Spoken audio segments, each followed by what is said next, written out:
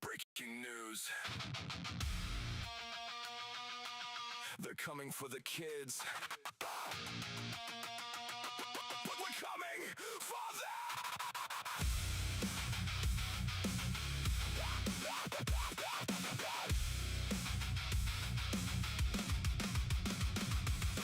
Sisters broken badges flashing in the night. Knock down doors, no warrant, no right.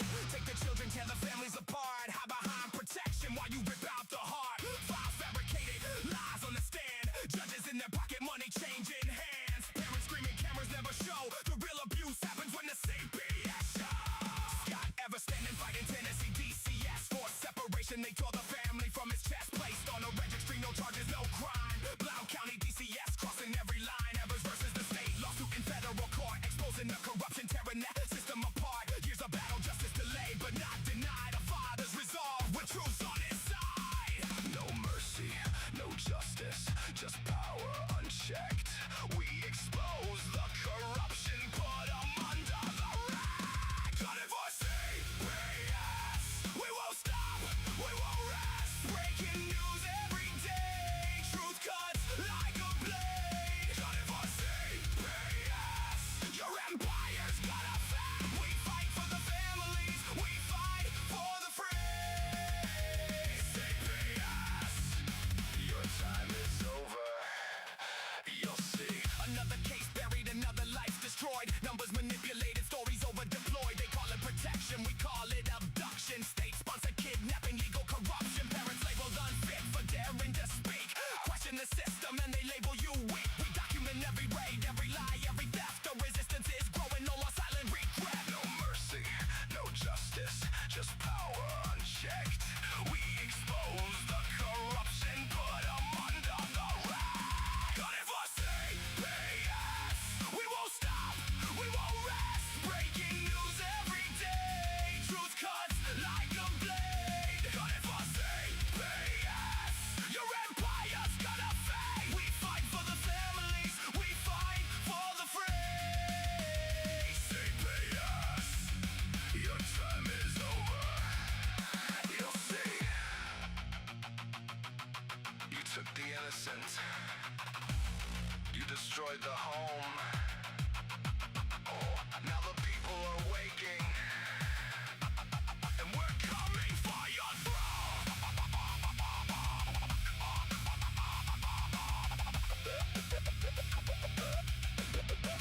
No more silence. No more fear. The revolution starts right here. Got it for CPS. We won't stop, we won't rest. Breaking news every single day. Got it for CPS. Your kingdom's gonna break for every parent, for every child set free. CPS, we're gunning for thee. This is the podcast, Gunning for CPS, hosted by Scott Evers. Relentless in his fight, Evers versus Tennessee DCS. A father who refuses to yield, exposing every injustice, demanding accountability, reclaiming what was taken. The battle continues. Stay vigilant. The truth is our weapon.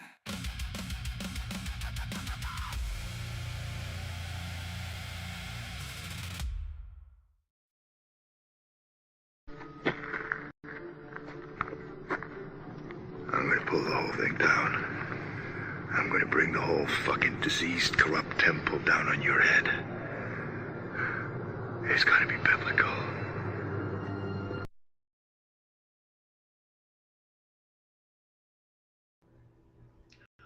Well, who are we going to piss off today?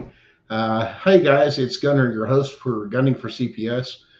Yeah, we've made a few studio changes. People have sent stuff, and I got this pretty neat thing that says, Captain America says, I can do this all day. Yes, I can when it comes to constitutional stuff, and I love it. Let's see, Michael. For something for the show, we have the website should be up. CPS Breaking News. I'm part of the CPS Breaking News Network. So you go through there, and there's a website there, and there's a place on there that says "Be a guest" on one of our shows, and you click on that, and they'll walk you through. The producer and everything else that goes through and does a majority of these shows. I do a lot of my stuff, a lot of self-producing, unless I've got a lot of stuff where I'm collaborating. I do bring in other resources, but it's pretty smooth show for what we have. And I'm going to recommend. There's a couple things now we showed you last week that listen, this is on, and this is not advertising for anything else. This is for your library, for you to understand, especially if you're going into federal court. Is get you a copy of this, the Federalist Papers. Okay, this tells you, this book is a legal document that you can use in court, especially federal court, when you're having your arguments that say, and you have to understand the Constitution of why it says what it says, to where you don't have to reason. It's already been done, because this is what SCOTUS does, is they go back and they look at the Federalist Papers. There's a lot that goes into that to say, are we right within the Constitution and within its the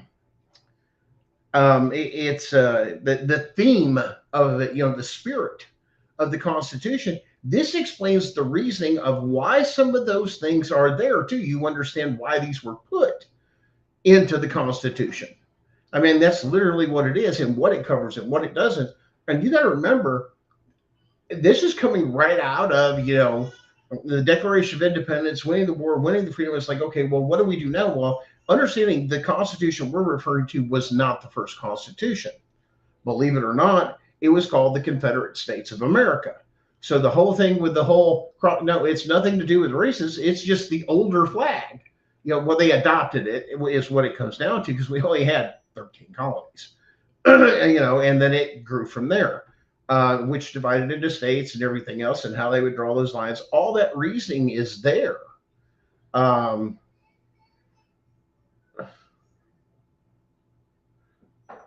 Okay, well, we'll get to that here in a second. Remind me here in a second. Let me get you some updates on here, so you guys let's just keep on our frame of mind here. We'll have some time to go through that. So remember that, Michael, about that stipulation of like what it takes to get a judge to recuse themselves and this and that. And I'm going to tell you, well, we'll deal with it tonight. Basically, you have several options. If you feel something the lower court is not doing at any time, you don't have to wait till court's over. You can write a mandamus, a writ of certiorari, several different other writs or combined ones, depends on your situation. You look into those and you file that with the appellate court. You have to notify the lower court, hey, I'm sending this up, which means everything has to stop.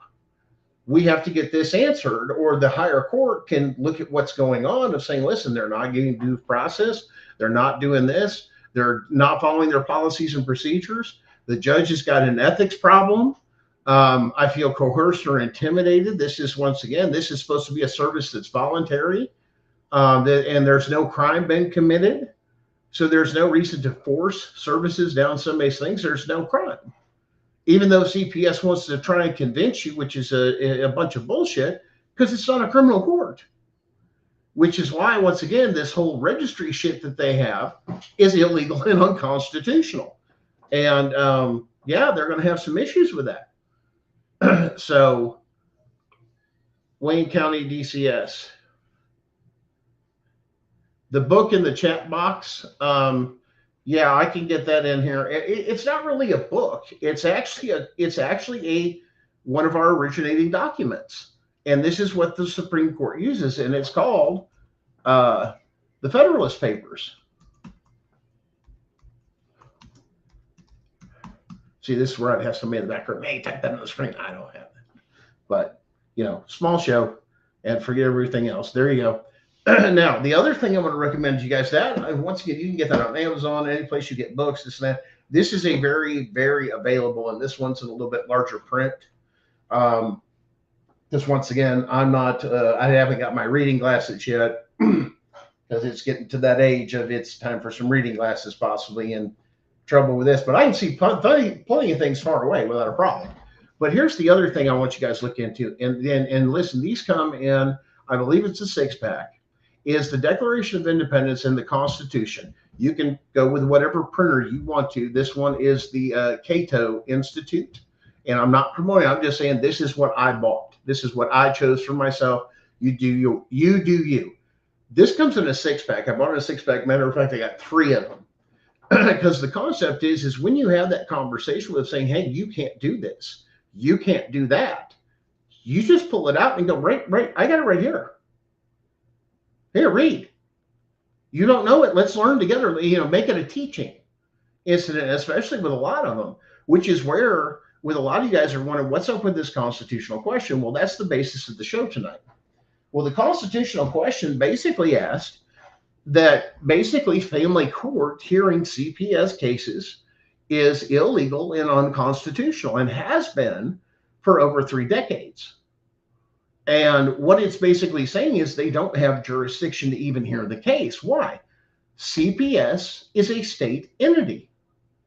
Okay, Gunnar, what's that got to do with anything? Well, if you look at past episodes, we're doing a little recap, and I'm going to condense it. According to the 10th Amendment, which gives the powers to the states, says that they will be delegated all powers that are not given to them under the Constitution or specifically reserved or given to the federal government. Okay, that's very specific. That's where you can't claim you have powers because the Constitution never gave you those powers, is the argument, which they didn't. Then you go to Article 3, Section 2, Clause 2. And what it says, and this is on the federal court having original jurisdiction. Now, if you go down through there, you see what little they have control over. In other words, you don't go to a state court or this or this, that. In other words, this is boom, you're right in federal court.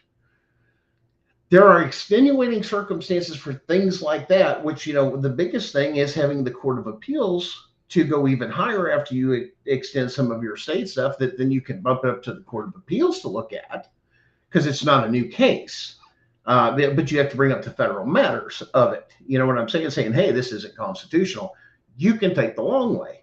And this is where I'm telling you guys a lot of this stuff here. For example, it was me. Had I had known different, I would have stopped my stuff immediately. I would have challenged jurisdiction and go, well, now we're going to have to stop and have a constitutional question, because as we go forward, you're not legal, nor are you lawful or constitutional. Matter of fact, the fact that you've created this system is a criminal act, and you've been stealing kids this way because you were never given the power to hear these cases. Why? Under Article 3, Section 2, Clause 2, those things that has original jurisdiction, in other words, it has to start in the federal court system, is all cases that have to do with ambassadors, state versus state, country, outside countries, this and that. There's also, in other words, to have a fair trial.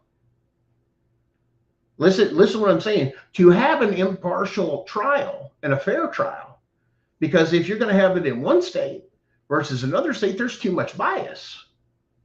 So you can't hear those cases. Those have to go to the federal court. The other part that's in there that I left out, and I left out for a reason because we're going to spotlight it, it says all cases where the state is a party. What does that mean, Gunnar? Is not CPS in your state. That's a generic term, CPS. I know some of it call it the cabinet or this or this.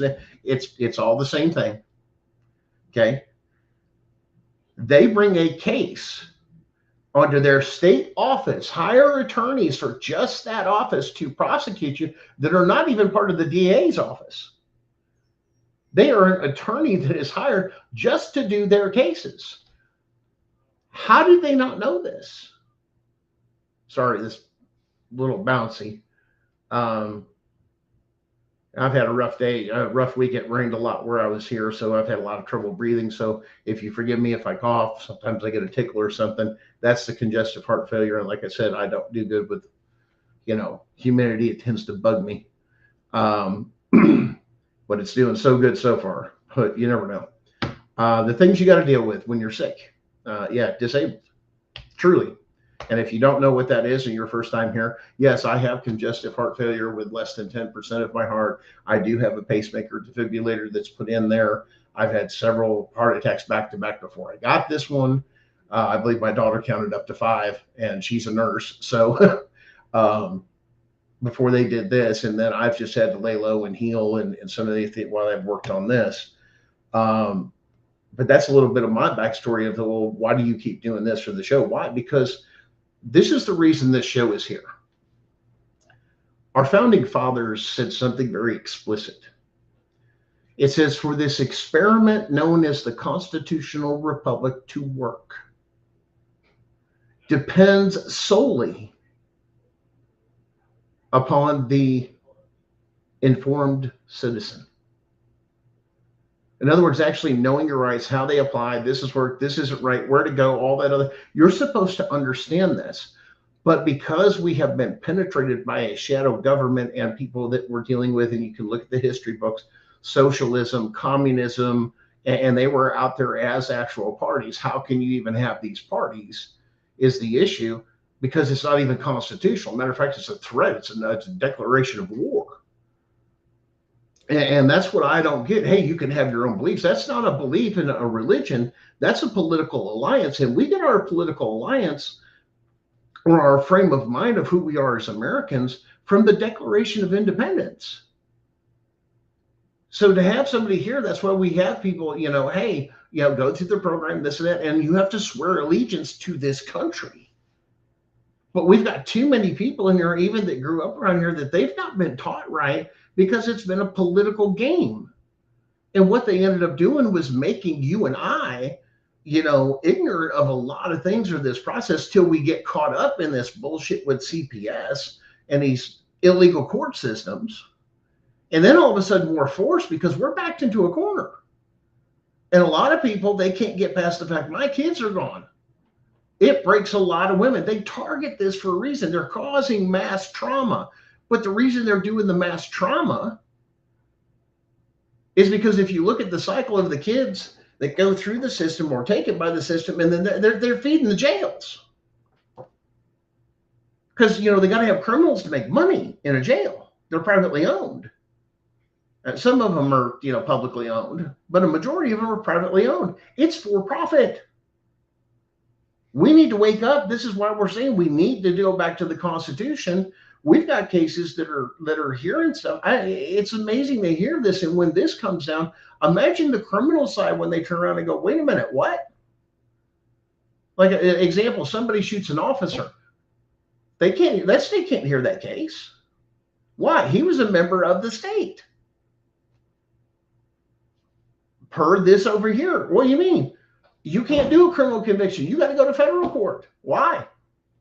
It's the state versus them is what it's got.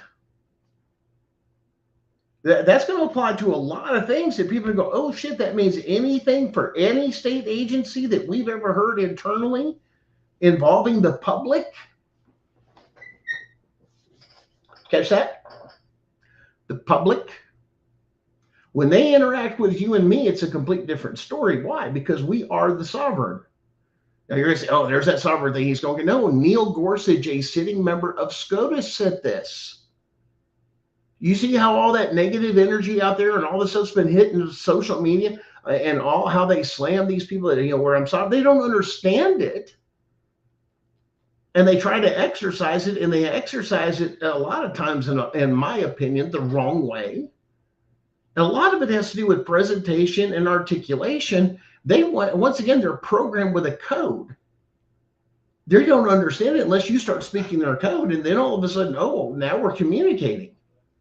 Yeah, what you're doing is illegal. Well, this code, that code violates the Constitution, and here's case law to say that's bullshit. But you don't, once again, it's like, wait a minute, well, it's still a statute and code. No, I'm informing you it's unconstitutional. Your due diligence as a law enforcement is to look it up and make a decision in the field to proceed. That's called a proper investigation to make sure what you're doing is not of his opinion or somebody else's opinion. The first thing they're supposed to do is look at it through a constitutional lens. Does this violate the Constitution?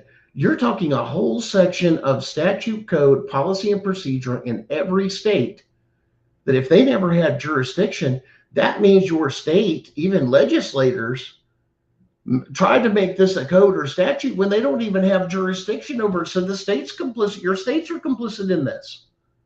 That's what this filing exposes. Cause and effect. What does that mean? If they never had jurisdiction, it's void ab initio. It's void from the beginning. The ruling doesn't exist. I don't have to go through anything else. The Supreme Court's ruled all those cases that you've heard this and that, which means your ruling to take my kid is null and void. Well, they've been TPR, they've been adopted. I don't give a shit. Void from the beginning. That's what void ab initio means. And that's why it comes down through it. And that's where, like I said, that's where we're pressing. That's why they hate the hell out of us. Not just my personal case. It's the fact that, hey, I know I can file constitutional questions and I have a good way of doing it and doing a brief and having an argument and making it really good and foolproof and using common sense, because the way SCOTUS says to interpret the Constitution, the official way, the legal way, is it says what it means and means what it says. So those of you that have open cases, you are more than free to turn around and go, hey, Your Honor, I need to challenge jurisdiction. Under what? Article 3, Section 2, Clause 2 in the 10th Amendment. That power was never delegated to you. Are they a state party? Ask them that, obviously, first, if you wish. That's the way I would have done it. I would say, hey, Your Honor, does this court recognize that that is a state party? That is a member of the state. And of course, they'll be arrogant, turn around and, well, hell yeah, you know they are. Well, Your Honor, you don't have jurisdiction over this case. Why? Article 3, Section 2, Clause 2 of the Constitution and the 10th Amendment. 10th Amendment says those powers not delegated to the federal. Article 3 gives original jurisdiction of cases like this where the state's a party. You're getting ready to commit a crime and you've probably already committed a bunch. So feel comfortable to do it, because all state attorney generals are aware of the case. 100%. They had to notify everybody, because I had to file the constitutional question, which is protocol, with the state that everything affects or how you had your discovery. Then it goes to the U.S. Attorney's Office. The U.S. Attorney's Office has to do that ruling of what was constitutional or not, and how it was written and everything else, including our brief, and how he decided with it and made his decision. They'll look at the whole thing, and then it goes to the DOJ. Here you go. We have a constitutional ruling. They have to do that. I believe that's in their administrative duties, because what we were researching too, those constitutional questions do get answered before anything moves forward. So yes, we're going to have some answers. And if we come along the way, hey, we got to stop. I got another constitutional question.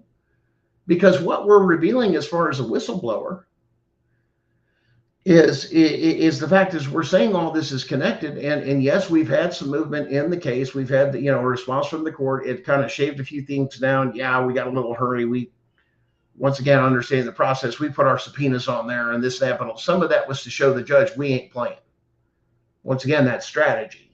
Some of it screw up, but maybe it was an intended screw up. Yeah, and you can call. You're right, Jam's birth mother. I think I'm breaking down your name right. You are correct. You can call for jurisdiction at any time. I've become aware that this is not there. The Tennessee Constitution versus the federal Constitution. Well, let's make that quick distinction real, so you guys understand that. The U.S. Constitution is the supreme law of the land. In other words, nothing can contradict it. Otherwise, it even says it's null and void. In other words, it can't exist. So even if states are enacting things or doing things, the idea is they're playing catch me if you can, rather than doing the preventative, which is what we've been seeing out of federal, as they're doing stuff with Congress, jacking everything up instead of coming together with this stuff and doing their damn job. We're too busy fussing and fighting for, once again, and all this power, rather than, hey, can we just be constitutional? And I'm going to give this, listen, I'm going to give a shout out, and I don't know her. I forgot her name. I believe she's a sitting either House of Representative or Senator. And you guys in the audience can help me with this if you know. But she goes in when they have these sessions, that she goes in and says, hold on, wait a minute, I need my time. We can't do that. We can't add that to the bill. We can't do that. And she is the voice of reason and constitutionality. In that whole selection, one voice. Now, some of them have stood up and said a few things before, but nobody's come down like she has to where she stops them mid-session up. We can't go any further. That's not legal. We can't even talk about this. It's off the books. And that's what's driving them nuts on one side of the aisle like crazy. And they go, well, this is how they're taking things over. No, they're using the Constitution for the first time, and they've got a voice on the floor and in the committee she serves on. That's the way all of your senators should be, and House of Representatives in federal court. Hey, I know the Constitution, but half of them don't because they're caught up in this bill and what we're funding here or this. This is like an accounting thing. I get part of it, but the meat and potatoes of the nation is supposed to be the things with we the people and to protect us, but not infringe on our freedoms. And they could have done away with it. And here's the thing that they've been so light on that they need to hammer down on the same way. And I'm going to compare it. Yes, the Second Amendment. If they said shall not be infringed and the Supreme Court comes out, we're not going to say this and we're tired of splitting fucking hairs. Shall not be infringed. In other words, if there's a weapon, we've already limited you on this or that, which there's ways to get in automatics with your FFL Class 3. If you guys know what that is, if guys that are into that, you can research that. There's certain things you do, but other than that, it shall not be infringed. This has got to stop. This right into a privilege of license. This has been going on, especially with a lot of the people that say the sovereigns say, you can't turn it right into a privilege and charge me this and that. Well, guess what? The federal court's agreeing with them. It's bullshit. It's wrong. And now they've been caught at the short and curlies because you know how, and we've done this on this show before, but you guys realize that a majority of your state's budget, money they get or plan on when they do their budgets, are Title IV reimbursements. We've showed you the numbers from all the states. Played the video for it that somebody did a great illustration research. Yeah, those numbers are pretty accurate. And yeah, Darren, I see you back there. It's been a money sham game for people that don't want to work. Because if you were truly a lawyer, if you were truly a judge or a magistrate, the first thing that you've got to understand that we have got to get back to in this country is understanding what a damn oath is. It's not a political game when you take that oath and you swear to uphold the Constitution. Hell, for judges and courts, you're supposed to run to its aid when you see it stressed, a defender of it. But it's not. And they've been making money hand over fist and then trafficking our children. There's been no criminal act. What the hell was this? They come in with this and that. They didn't do this. Now, I told you too that it's also against the law for them to question children at schools. It's actually, now the schools are complicit because what? They're a co-collaborator. The teachers are in trouble. The school system's in trouble. You've got to open yourself up to litigation. Why? Well, the state said they can do it. The Constitution says it can't. Those children have constitutional rights too, including a right to an attorney when they're questioned. Maybe you ought to make a phone call to the DOJ because they'll straighten you out right away on children or what they have labeled juveniles in their paperwork. So if the DOJ recognizes these children have these constitutional rights, and rights can only be given, never taken away, if the federal government and the federal court system, the highest court in the land, recognizes these things, then you better walk the damn line. All your forensic interviews thrown out. Where was the civil rights attorney, independent civil rights attorney, to protect that child's rights when they were questioned? Oh, well, we're not. Well, you can't play at both games because you question a child. It doesn't matter if you're law enforcement or not. Your government. Teachers, who pays your salary? The county, The county is local government under the power of the state. You are part of the state government. Yeah, this is getting big, guys. You see how far up the chain of all this corruption that they've had their hands in for years? Now you go through all this other stuff and you go to the cause and let's roll the thing. Who else was in the courtroom with you guys? I'll bet you anything there was a bailiff that was either a sheriff or a city cop. That means your department is complicit. And they benefited it from it. Why? Every case that they sent in there or they assisted CPS with, which getting together with people in your area, man, that's where you get the evidence. Hey, I know you had a CPS case. I know you guys talk locally. Start getting together on this stuff and work together. You could do your individual cases. It don't have to be class action, but you help each other out with your testimony. Sworn affidavits, very specific, not your whole case, just what benefits that person's case to make their point. Your point, and this is why I tell you guys about these affidavits that we're looking for, affidavits of truth, that they're about the Fourth Amendment. Hey, they came into my house with no warrant multiple times. Did you go to court with them? Yes, I went to court. So that's, a violation of Article 3, Section 2. They never had jurisdiction. They're filing in the wrong court. And then there are these judges and magistrates who are making orders. Because once again, the state weaponized them. The federal court never gave them that much power. They never had it. And it's one little sentence, real fast. And that's why I tell you guys, when you read the Constitution or the Declaration of Independence or the Federalist Papers, take your time, read it line by line.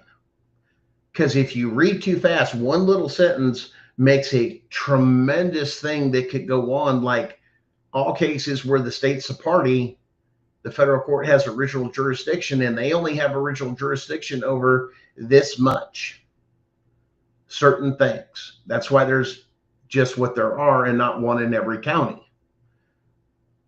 You following?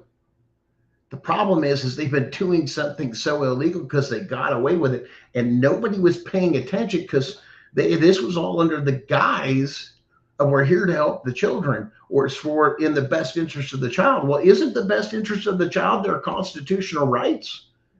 And you started this out with questioning them or with a teacher or this and that. Children are impressionable. They always have been. No, that ain't really. You know how many girls I knew when my kids were growing up, from 10 years, to about 10, 11, somewhere around there. Some it goes a little bit further.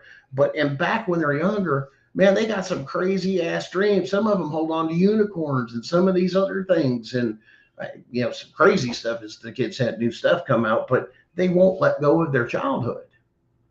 Now you rip a parent away in the midst of all this stuff.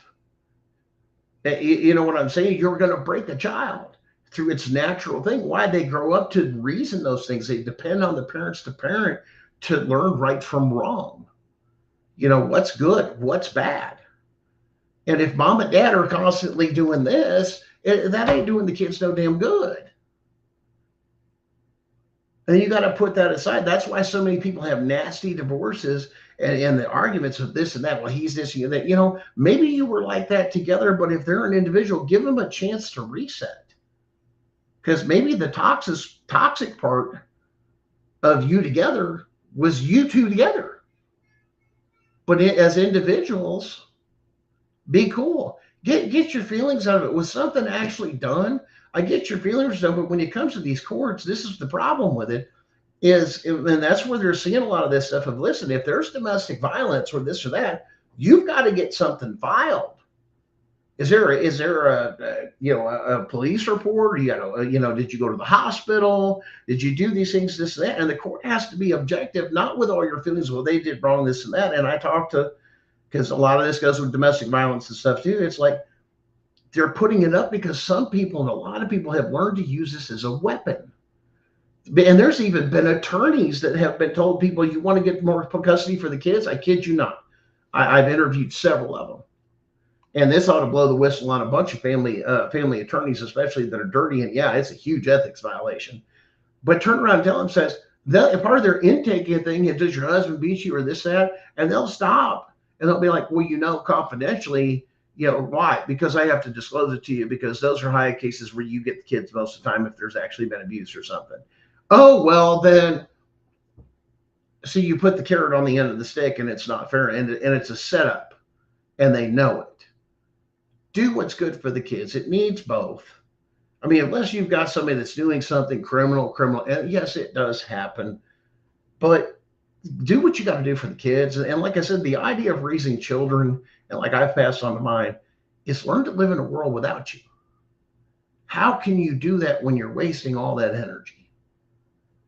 You got to teach them, because this world out here, it's rough. It's hateful. Hell, it wants your damn children to reprogram them, to build that kind of society that are dumb and broken and do this and can perpetuate this system. They're creating their clients.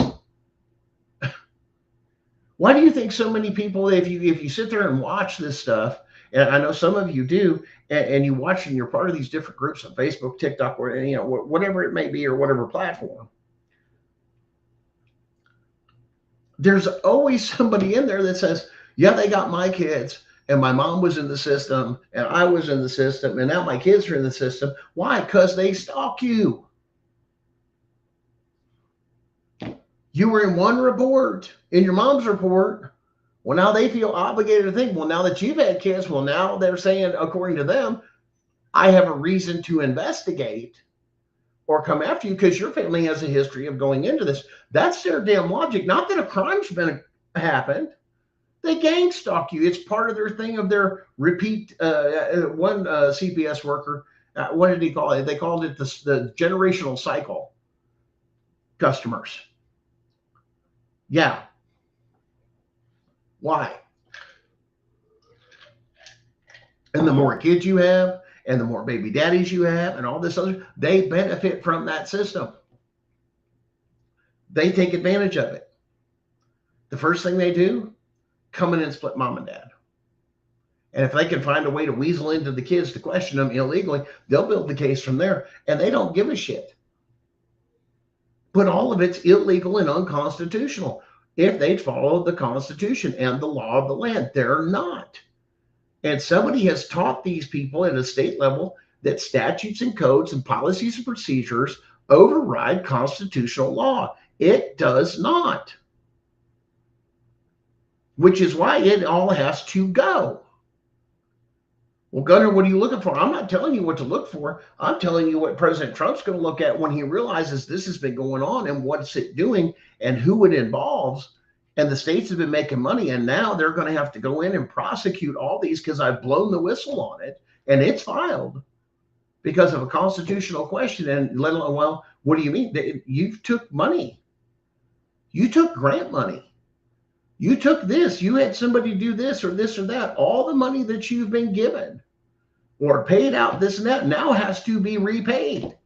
You were unconstitutional. You could not operate. Every case those judges or magistrates ever fucking heard, overturned by default. Yeah, you didn't know that? Your judge goes to jail or gets caught doing shit. And if it's something that related to your case, like they were dirty and you had those same people in your case, or like, they've been a criminal from the beginning. They never had jurisdiction. That's a huge thing. Now, what do you think that's going to do to the people that have had their kids gone? And this is me being real, is knowing people. And this is why I've been telling you guys, watch your wording, watch your saying, because you can get a lot of trouble with stuff with terroristic threats and stuff. And they've really been cracking on this because they're scared. But especially judges and magistrates, that's been the biggest cases I've heard of. Terroristic threatening of a judge or a magistrate, this and that. And then those lead to criminal charges. And then they're going to put you through their same system. And then they're going to look out for their own. And all of a sudden, you don't even get a fair damn hearing on it.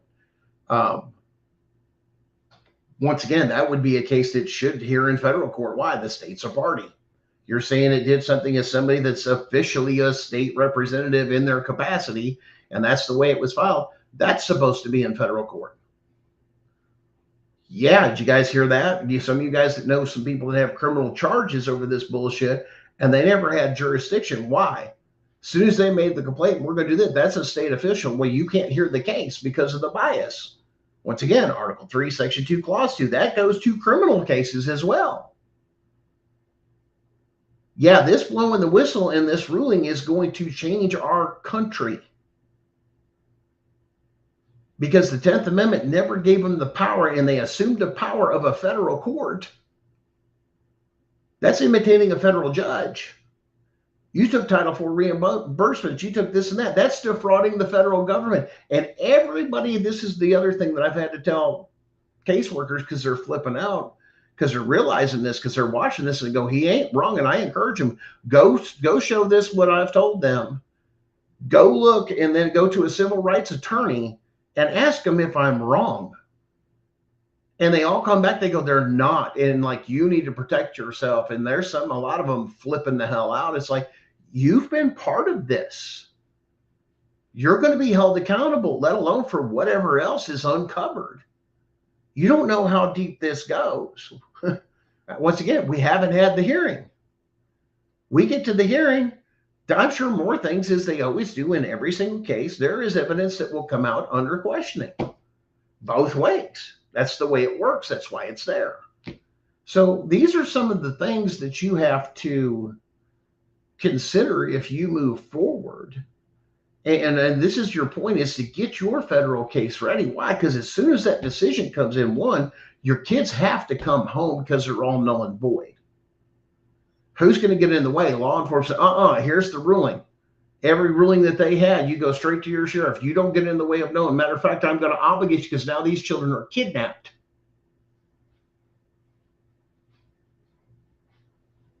And the CPS worker, all the way to the CPS attorney, to the judges, to the magistrate, everybody that's involved in that case that was there when it happened is complicit in every single crime. And there's a thing here you can sign in. There's a website. You can click on that. You can search profiles, this and that, for finding loved ones. There's like a connection things that some of the networks are going through and putting people back together. A lot of people, especially with the adoptions that were separated at birth, it's a good resource to use. That'd be a great thing to do. Thanks, Darren, for putting that up. Yeah, that's some of the new things we're working on too, trying to reconnect. But listen, guys, you guys are going to have to get ready for them to come home, but you cannot let this lie. You need to be taking this time you don't have and work towards your forming, your being in the forge and forging your blades, your steels, metaphorically, I'm saying, not actually, and beating it on the iron and hammering out what's your federal case. Because if you find out that's fraud, that's kidnapping, that's this, and you can articulate that in your filing and go, hey, there's a constitutional question on this case as well as many others, because they'll notify the judges too. All the federal judges will get a memo of saying, hey, we've had a massive thing come through. Yeah, this is your attention immediately upon decision. Darren, have you got, they're asking for the website where to get that thing you put up on that People Finder, please. But you guys need to understand the cause and effect of all this, how it affects you, of saying, I need to this. And right now, get through what you have. Do what you've got to do at the state levels. I know there's a lot of people, like I said, if you're dealing with the state, yes, you can go to your state appellate court, file your mandamuses, your writs, serotonin, whatever you got to file that fits for your case. Let the higher court know that they're fucking up, this and that. And here's the best thing. Now you can use that you've notified the higher court, you've still had this and that, and you can even give them so many days to correct or dismiss.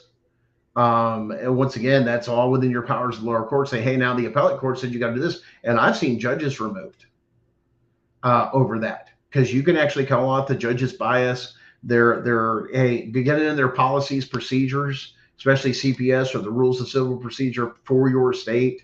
It's in the codes, in the statutes. There's a section for it that's not crazy to read. It's not like a huge book, but start reading in those sections of what they must do. What's their job as a GAL per the state's definition? Were those met? No. To CPS, this is what they were supposed to do. It's a checklist. Did they do this, and this? Find the thing they didn't do. Check, they didn't do it, and why it would turn around your case completely.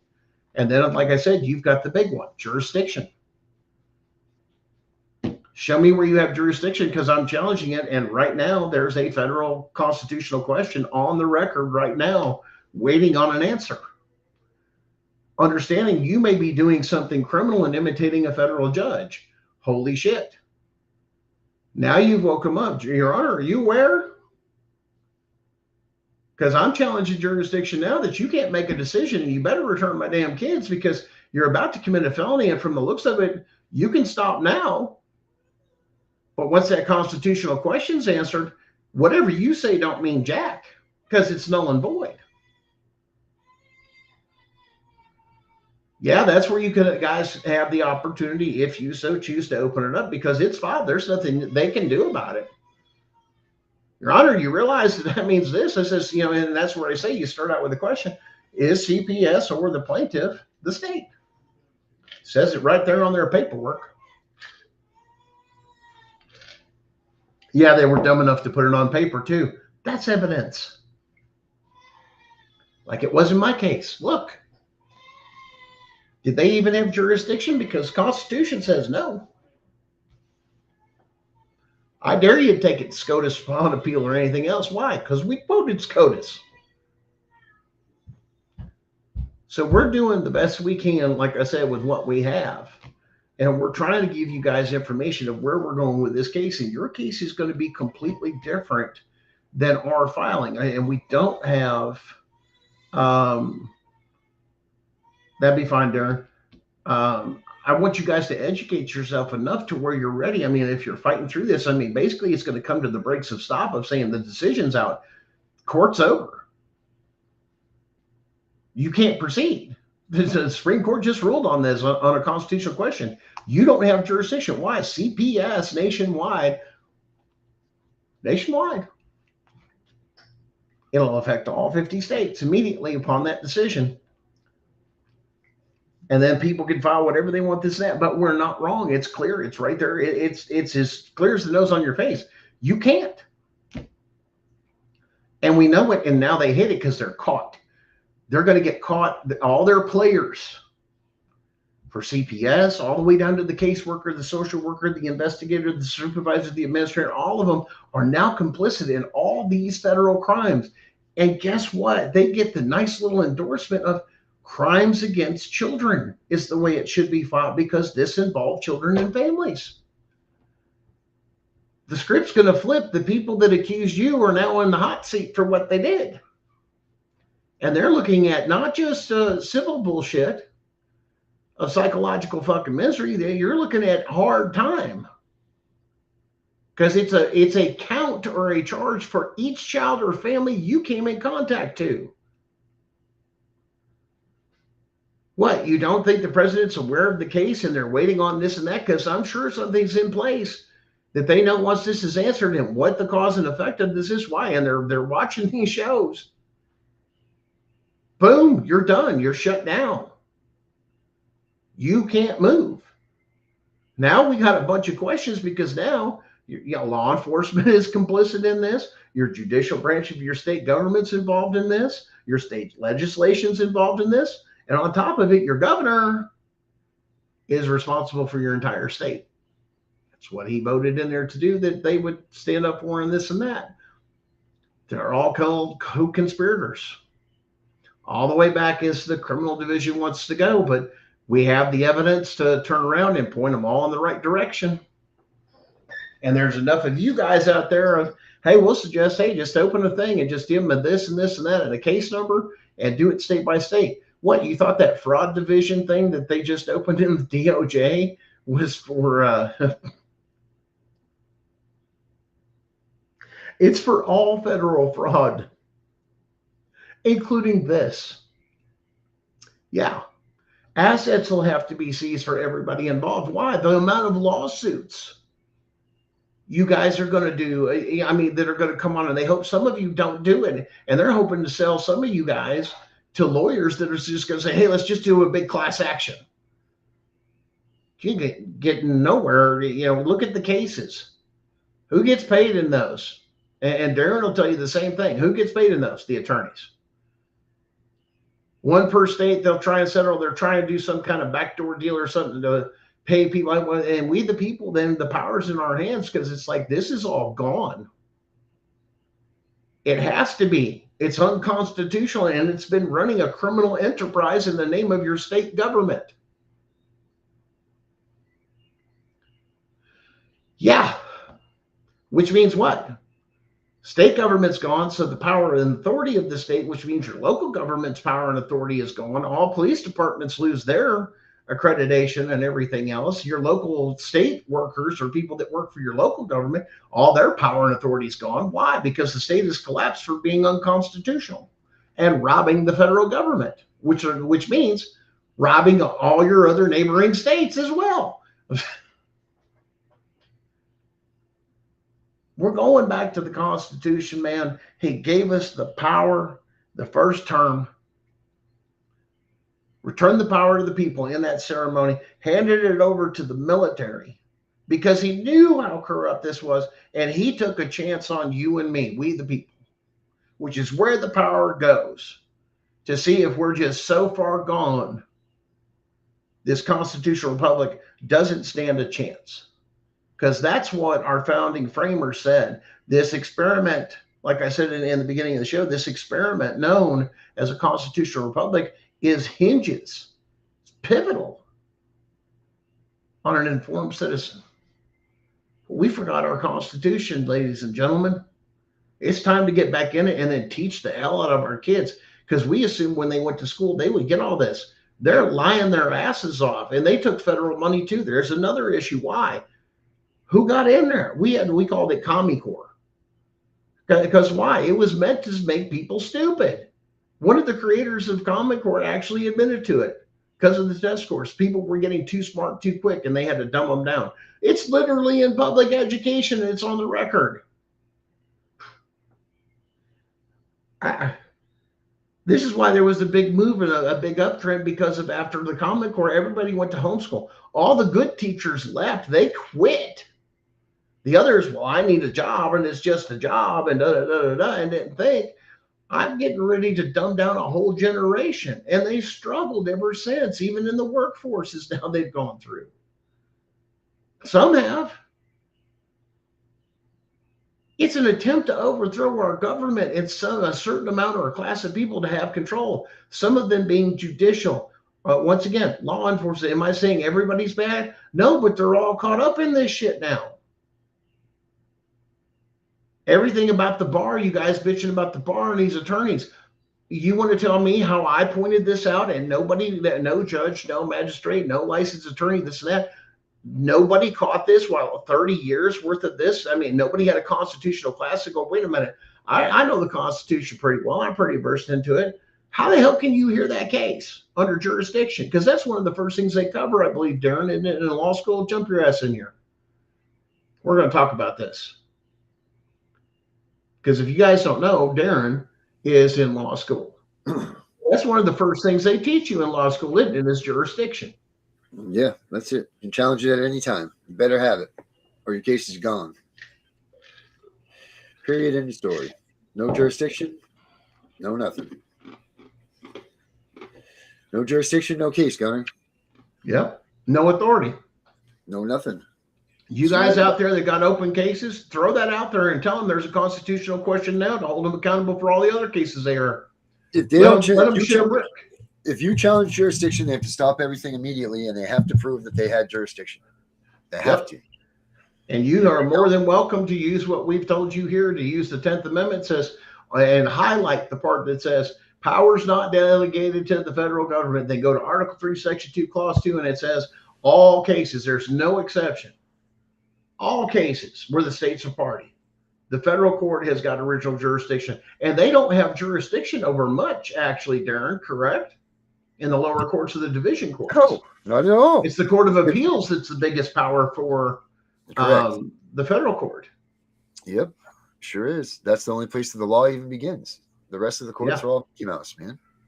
That's why we tell you guys, this, don't waste much time, because they're going to do what they want to do. You just sit there, collect evidence, record, document. Right. You go to your appeal. You fight this thing not to win your TPR or whatever you're going through. You go there to fight in that appeal. Log your evidence. Fight this thing for that appeal. Just put everything on the record. Because don't forget, Gunner, you can only argue in an appeal what was brought up in trial. So if you don't have any information, if you can't go to an appeal, or the fact that you're delaying trial when there's a deadline, and that's part of the policies and procedures that we both know that they were like 200 and something days past the deadline. And it's like, no, you were supposed to adjudicate this according to your thing or return the kids, and you just held on to them.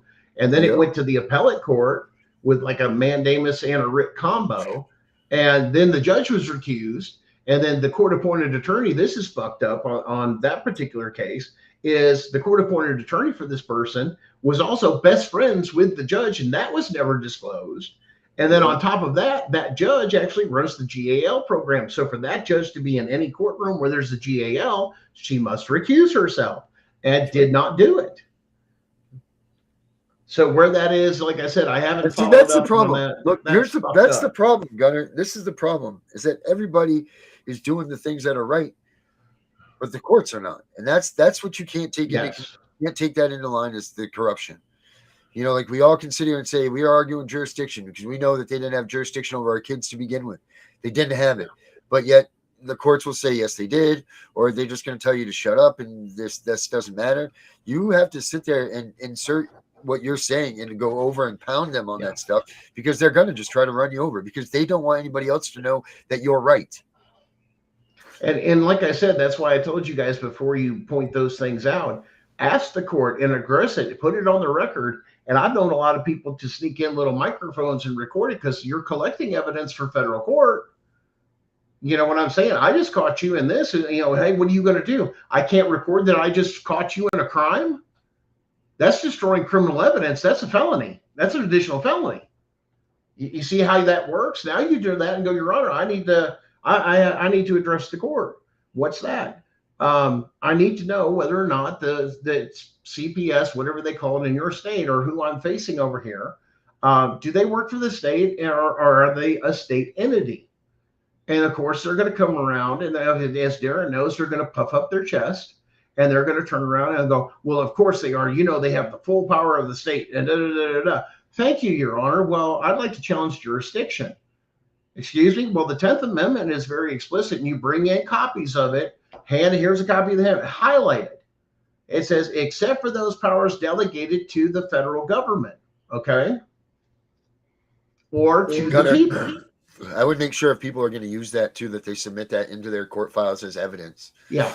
To make sure that you get get a file on the court clerk that's how you're challenging jurisdiction. Remember, you have to do a challenge of jurisdiction. You have to file a motion for a challenge of jurisdiction. And once again, this is something that any court will tell you if you just watch it. This is the procedure. These are the rules of civil procedure. And it's pretty simple of saying, here's this. I filed it with the court clerk this morning, and I'm here with copies. Here you go. And this is where I was telling you guys, this is why these little handheld, especially for court, copies of the Declaration of Independence and Constitution, and you literally give them one, and if you're giving it to them, you can even highlight it, index it, the whole fucking thing. Open up the thing right there where it says this. See that's Article 3. That's original jurisdiction of the federal court. What's it say? All cases where the state's a party. This court just said that they are the state, or a thing of the state. Therefore, this court does not have jurisdiction.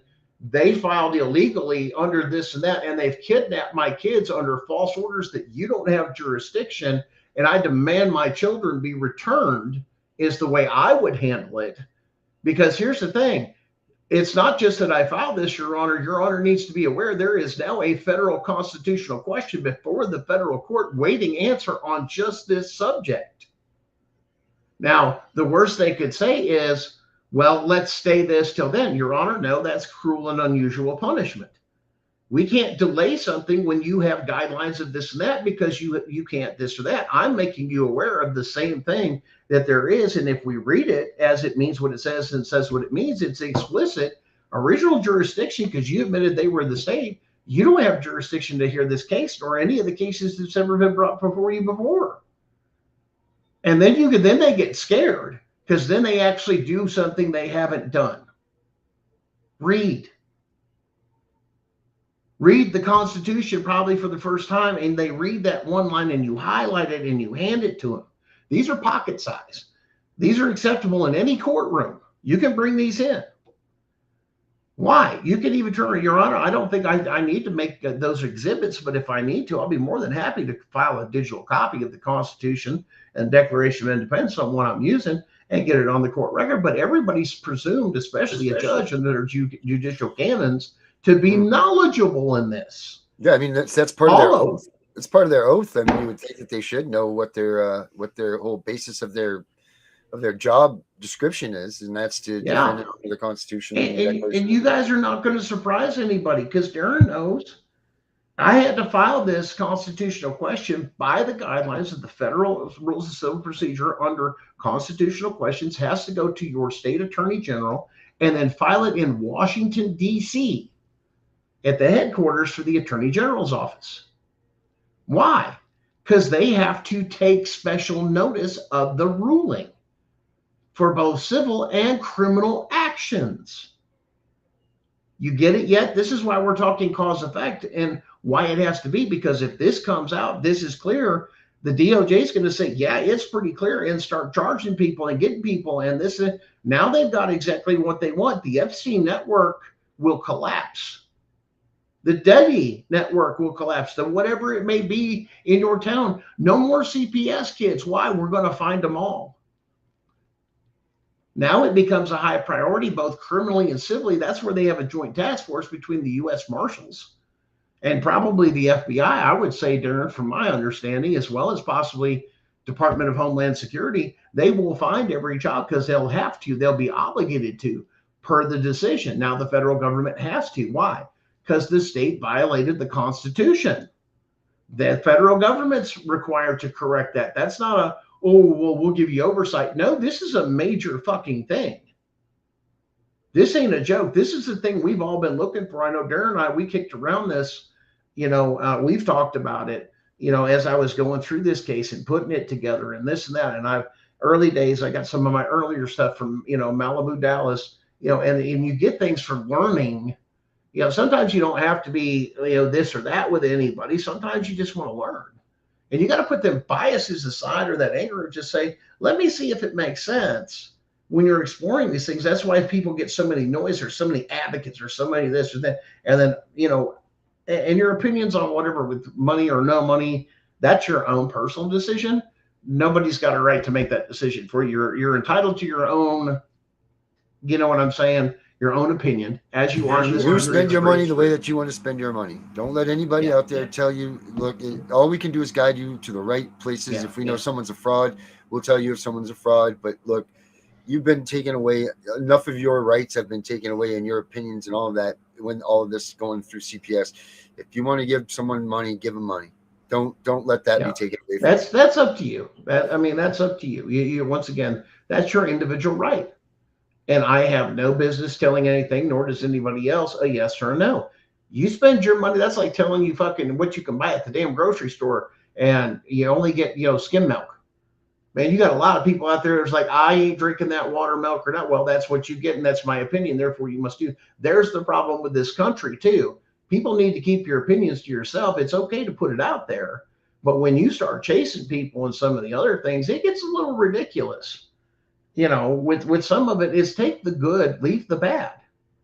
That's the best way you can deal with people. Why? Because usually every person's got something to offer to educate you and gain knowledge or information, this, that, even if it's teaching you not to go around people like that and you know what to look for.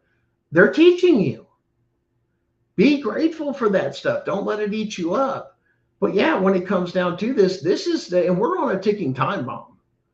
Because they're going to answer this question before I even have my case.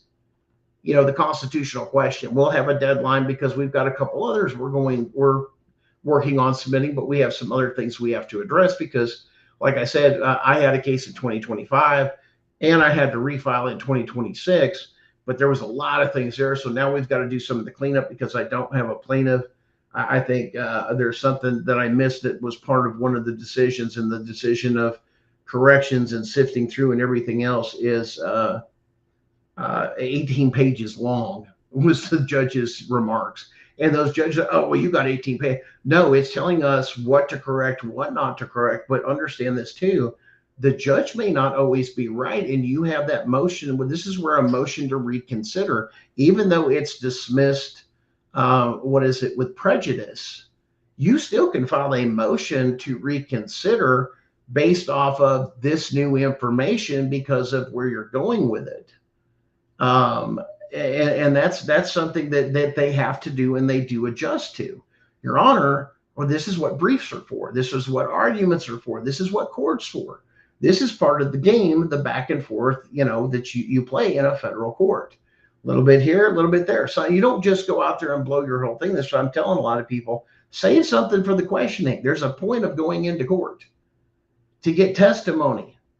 If you've got it all on paper, yeah, you can do that, and that's great. And then you can ask for a summary judgment after you get through the process and then bypass the jury altogether and say, Judge, we got so much here. Can I just get a damn ruling? Let me get a summary judgment. And there's a motion for summary judgment. Why? Because it's so clear on paper. It doesn't need to have, more, through there, unless you have especially evidence that may come out during testimony, which happens a lot. That's the point of bringing in witnesses or calling people.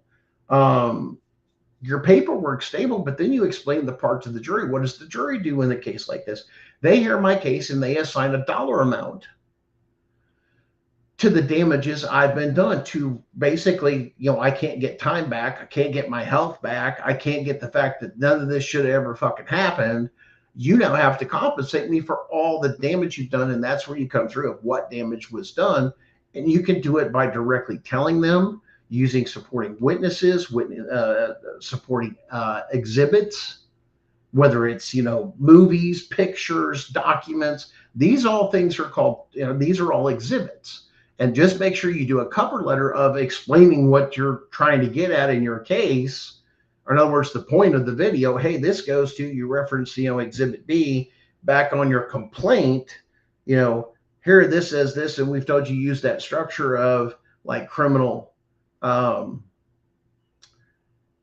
criminal court. Use that structure in your complaint like they do there, because you're going to get by with it. Because it's it's the same structure.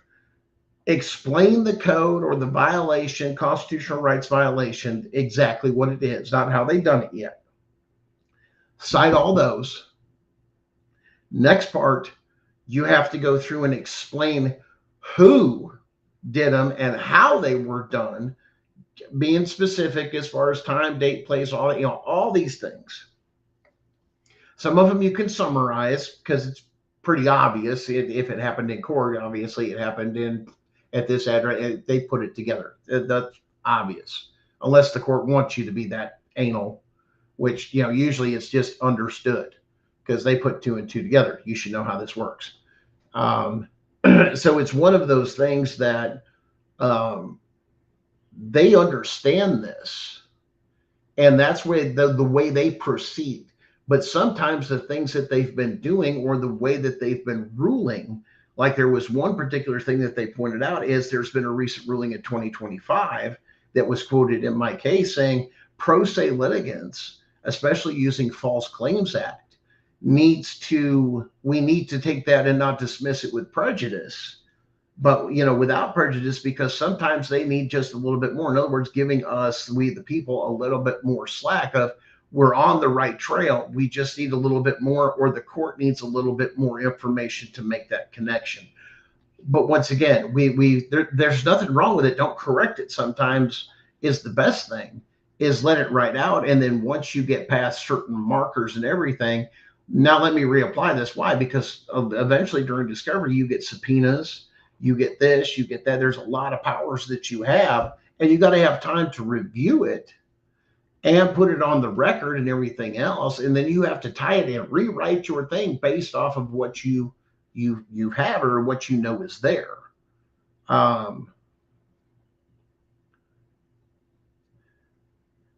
Well, listen, run it. If you're talking your state Supreme Court, once again, going there is one thing. They're going to tell you, I'm going to save you some time.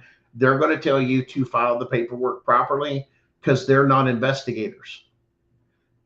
And the state investigators or the state police or your state version of FBI aren't going to do shit, is what we're getting back from all 50 states and a majority of counties. They're not doing dick. They're protecting their own, because this is all a money thing, because they never had enough money to run their own TBI version, or their FBI version within the state that kind of has this thing. That was just under the state police.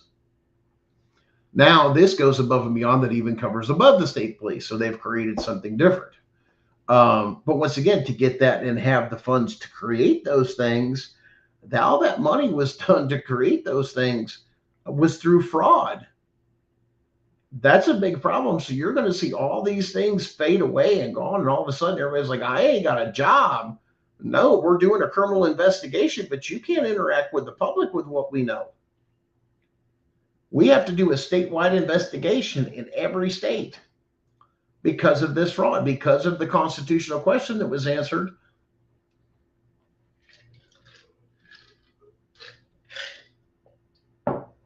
That's why the Attorney General's office has to know about these, because if it's that big of a thing, then they have to get with all the state attorney generals and go, we got a major problem.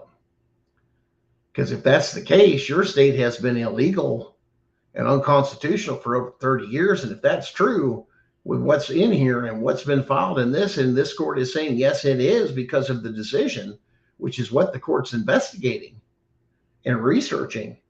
And they're coming to find out, I ain't wrong. The question is the fallout. What do you do? And the other problem that they hate is the fact I have this show, because then I explain it to you guys to where it's not a secret. You know what's going on. You realize what you've been done. And what am I doing?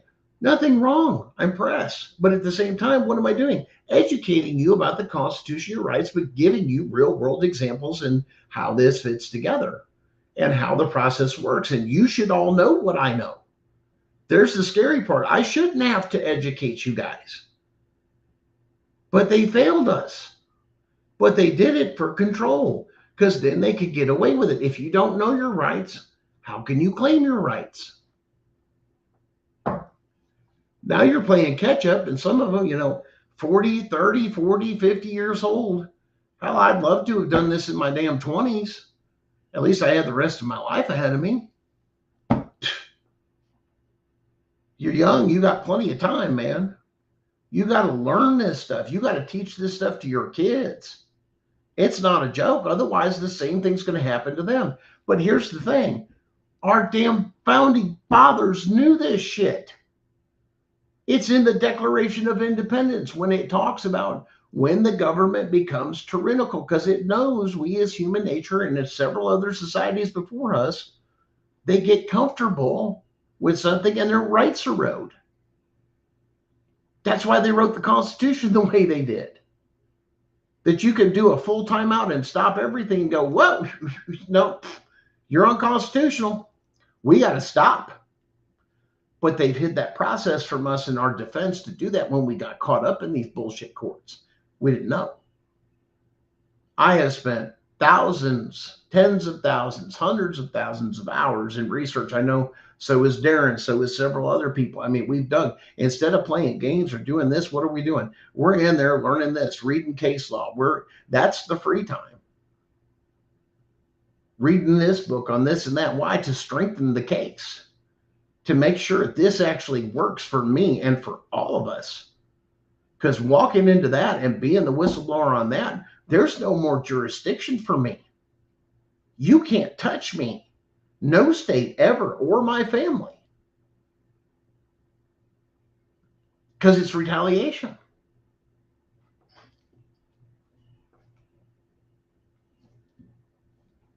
Yeah, actually becoming a true sovereign or a federal citizen. I can't belong to any state. I have to give up my license and anything else that I have, that particular, and I go get a passport. And then they will have a special box. Do not stop or detain. Literally put right on there, making it automatically federal, just like an ambassador. You got to fill all that out at your passport, and you can justify it. Why? Because of this ruling. And I'm sure they'll be more than happy to help with that in those departments. I'm the guy that won that case, that did this, and I need to get some things straightened out because I'm no longer this. My status will have changed. And for you guys, all of a sudden that changes your world, man. One day you're justified in saying all this time, whether it's,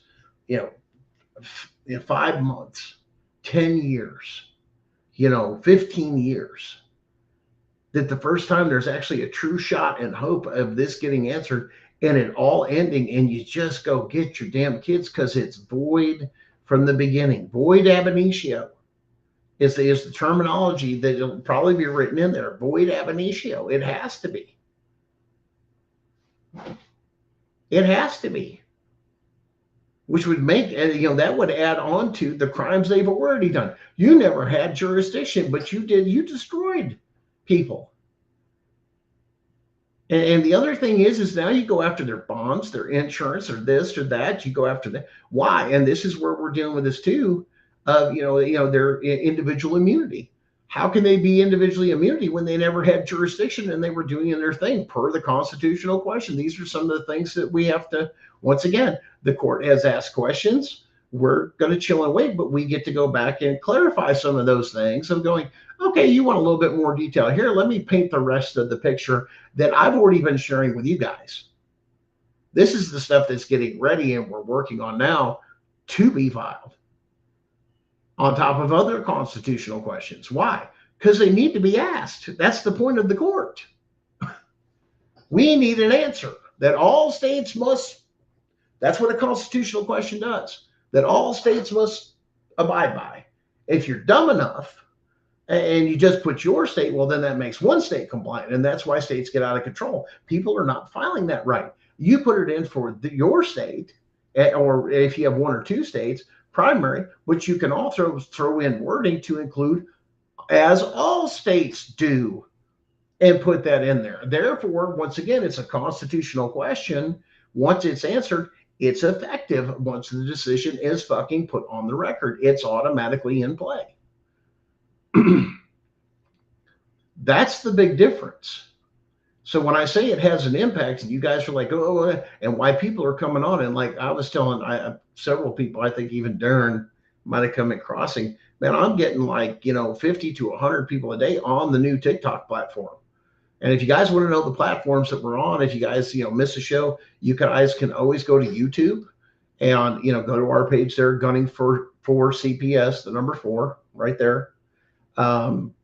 It's there. I'm on, as the show's over, I download it. I upload it to Spotify so you can get us on Spotify for some of the newer episodes. We're usually on TikTok Live. I think we're on Twitch, several other platforms and several YouTube channels. And like I said, I think we're looking at expanding it, and there's finding some ways to get some other channels and connect them to rebroadcast. Because like I said, some of these platforms are, but YouTube and some of the others have stuff that you can rebroadcast with other ones. And once one gets going, then it's just a chain of events. You just got to play with it. It's, fun stuff. There's ways to do things. But listen, you guys keep up your courage. Get through what you have to with the state. Those are your options. I'm going to tell you, if you find them and you catch them in a lower court, make the higher court aware. And that's going to look good on your case when you go federal, of saying, I noticed this, I did this, I did that. And once again, I notified the court of the constitutional question of jurisdiction, and a little common sense as soon as you point out those two things that I've told you, the 10th Amendment and this over here, saying you can't have authority. It was designated to the federal government. You filed in the wrong court. Give me my kids back because all your orders are null and void. You never had jurisdiction. And you guys start blowing the whistle, and they know there's a cause. They know it's coming. And if they're smart, it's been going through, like I said, all the state attorney generals. And then, of course, they leak it out to the judges like, y'all are getting ready to get fucked up. What do you mean? It's like, yeah, and it's probably one of the games, and that ain't going to help them. Forensic, accountants and everything else. Well, it's offshore. It's part of a trust. It's an LA. It doesn't matter when it comes to constitutional crimes, buddy. You committed a federal offense, and that all of a sudden you get in and they just wipe them out. Why? Because you guys, I'm suing one case, but you guys have got all your own individual cases that you can come behind on. Then now you have standing. It's already been ruled on. You're just here to file your portion. Your Honor, go see this case. And that's where that constitutional question, I'm basing it off the constitutional question. It's a huge due process violation. I wasn't even in the right court. It's criminal. It's fraud upon the court. It's this. It's imitating a federal. You can use all those things in your filings. Why? Because you're citing this is the jurisdiction. Can they hear the case? And once we get the answer, it's over. I mean, and here's the problem. Most people go, it can't be that simple. It's that simple. Because the state can't claim a power. Why? It was designated to the federal court. It's right there in black and white. It's right there on the hemp paper.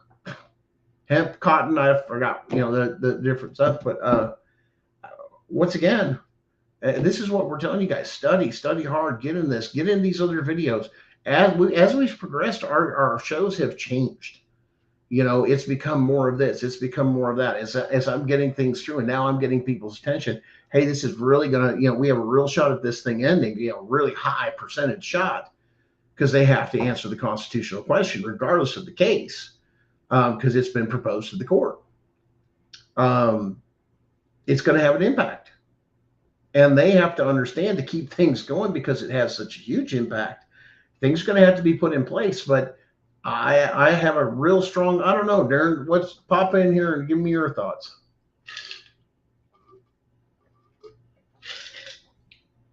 So that was a lot of talking, Gunner. What are my opinions on which part?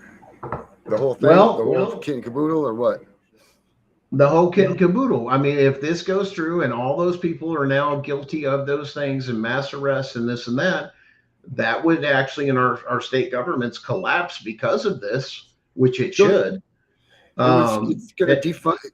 Look, if this goes through the way that we talk about, the way that it says and everything, it will completely collapse this country, because the financial aspect of it just alone, the money aspect of it alone it will decimate. I mean, this country's run on child trafficking, 100%. That's what our economy is based off of. No matter how you look at it, no matter how you shake it, definitions say that child trafficking is buying and selling children. Well, that's what's going on here with CPS. It's child trafficking, 100%. And if they come out and they say that this is wrong and this is what it is, there's going to be a whole lot of people looking for not only for their children, but they're going to have their hands out too, saying, what about the money? Not even about the money that's been spent fraudulently by our government, because don't forget, that's still our money. Yeah. We pay, there's no federal dollar or state dollar. That money is our money. We pay taxes. That's our money. So where's our money? Where is all of this wasted money gone? And I want my money back. And it's going to cause insurance. Bonds are gone. Bonds are going to be cashed in. Insurance is going to be cashed in to where they're non-insurable. But now they have no assets because they're in the deficit, not only to, and here's the issue. They're in such a deficit for what they're going to have to repay, like you said, the federal government. But now each and every individual case that happened within that state that they heard can now go back and sue them. And that's going to take this, and they're going to run out, like you said, it's going to run out of money. And it's like, who gets to it first, or they put you on this, or they set something. You will have miles of lawsuits that people won't even be able to have their cases heard in their lifetime. And that's if the courts even stand, because who's going to, where's your faith in the trust in the court going to lie now? Well, it's not so much the court. Once again, my faith is in the people, because if it's on the record and the court's ruled it, it's cause and effect. So who do you run to? Because law enforcement's collapsed. You've lost all public trust. This is what I'm saying. The whole kit and caboodle, man. And then finally, people will be paying attention. Finally, people will be paying attention to the fact that our kids, like we've all been crying about for all these years, are being trafficked, and no one's done a goddamn thing about it but us. Yeah. I mean, that was taken. Once again, somebody asked me that because somebody else said, well, what about foster parents, or what about parents that adopt? What's going to be their consequence? I go, that's not up to me. That's up to the state. Yeah, that's up to the federal attorney general on how you were complicit. I mean, I'm sure if you kidnap somebody, well, how are you going to determine and you hide somebody out somewhere, right? Because how are you going to determine the ones that did this for a paycheck, and how are you going to determine the ones that were doing this for real? You know what I mean? Well, the fact is it's considered aiding and abetting the state in constitutional crimes and children kidnapping. I mean, if they want to go down that road, that's not me to do. And this is why I was getting the attention of a lot of social workers. I'm like, you will be complicit in these crimes. If they were never given a place to put those children, there never would take as many of them as they were. Yeah. Period. And all of a sudden, like you said, they're going to empty out. So a lot of these children's homes, a lot of this and that are now going to lose a ton of funding because they won't get it for the kids that are there unless they've got them there for, say, a criminal reason. That type of thing. But all these other kids that were brought in by the system, and once again, that's if it didn't predate the fact on how they got a hold of them. Because if they got a hold of them and they committed crimes after the fact of this and that, well, does it negate the crime? You're going to have to, because what happened to them for cause and effect, they should have been at home. So now the court is going to have to consider that. What court? Huh? What court is anybody going to trust? Well, that's what I'm saying. I mean, if you go through your federal courts are there, but I'm saying everybody's got to return home, because now it has to go into origin, which is going to open an investigation of this one, and this one, or here's a blanket. And then, like I said, everybody else, that's why I said start filing. Because here's the thing. The only thing that would make this obsolete to everybody is if it's all ruled void ab initio, because then anything that was done after the fact is non-existent. And that would be the only fair way to do it to foster parents and things like that were legitimately trying to help these kids and these families. But other than that, burn them all, man. Because once again, that's not. Yeah, I mean, we can make theories, we can spit them all day, but what actually gets done is yet to be seen. Is what we're doing with this, some foreshadowing. So it's don't get in trouble. Oh, I'm getting ready to do this. I go, that's not the case. Well, once again, we don't know. These are some of the possibilities, and we'll see when we get there, type thing. But these are some of the possibilities. There are things that they'll say, you're right. Well, they didn't. No, they were an innocent party. Didn't, thought that they were doing this and that. But there's not a CPS worker that's going to get out of that. There's not, anybody all the way up the chain of command for CPS done. The people for the attorneys, everybody that was in that courtroom, for all those courtrooms, they can't practice law anymore. They just participated in mass fraud. There goes all your state licensed fucking attorneys that were in family court. Your license don't mean shit now. It has to be. Just go on. What about Amazon, what about all the legislators that indeed put family courts on the map? They weaponize CPS with this and that. They're going to have to answer for that, because because now we're going to go into something a little bit deeper, because this one's really going to hurt you. See, the state weaponized CPS, and they took over, or the state assigned the responsibilities of investigation of child abuse and this and that to a state entity. There's a huge problem with that. Why? Because we elected our sheriff. And when we had the power of election, and that is his duties to investigate crimes, and they're saying crimes have happened and it's not, and let alone for them to investigate, is taking powers away from we the people, because we elected somebody that would do that already. And now you've circumvented the sheriff's office or somebody that's been an elected official and stripped them of powers. You can't do that. That's illegal. That's unconstitutional. That is taking away the power and voice of we the people and the vote.